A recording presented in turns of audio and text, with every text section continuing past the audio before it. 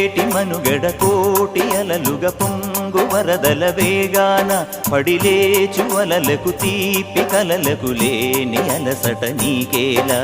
నల్ల నల్ల నీళ్లలోన ఎల్లకిల్ల పడ్డట్టున్న అల్లో మల్లో ఆకాశాన చుక్కల్లు